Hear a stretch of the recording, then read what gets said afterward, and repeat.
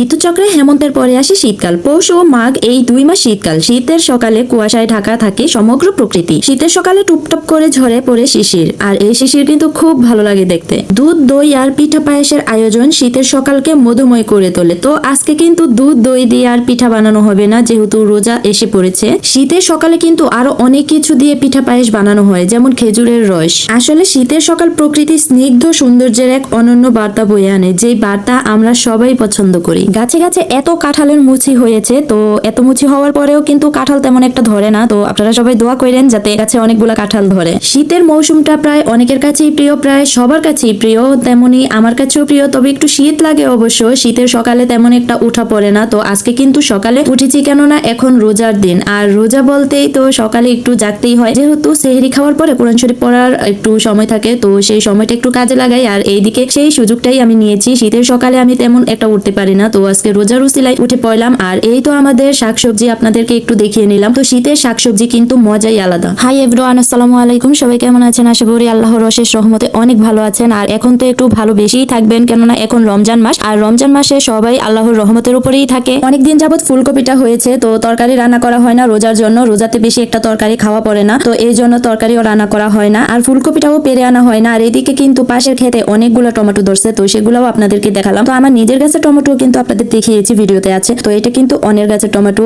আর এই দেখেন কত লাল লাল টমেটো হয়ে আছে, আর রাস্তাটা দেখেন আঁকাবাঁকা কত সুন্দর লাগতেছে। সব মিলিয়ে আজকে সকালটা কিন্তু অনেক সুন্দর গেছে, যা বলার বাহিরে, আপনাদেরকে বলেও বুঝাতে পারবো না। এরপর তো বেলা অনেক কড়াভাবে উঠে গেছে, আর সূর্য কিন্তু মাথার উপরে। আর এরপরে আমি চলে গেলাম আলু ক্ষেতের দিকে। আমার ভিডিওতে অনেকদিন প্রায় আলু ক্ষেত দেখানো হয়নি, কেননা ব্যস্ত ছিলাম আর ডক্টরের কাছে দৌড়াদৌড়ি করতেছিলাম, তো এই জন্য আপনাদেরকে সুযোগ হয়নি দেখানোর জন্য। তো আজকে আমি এসে পড়লাম আলু ক্ষেত দেখানোর জন্য। আর এটা কিন্তু বিখ্যাত মুন্সিগঞ্জের আলু, হ্যাঁ। আর এরপরে আপনাদেরকে আমি আলু দেখাবো।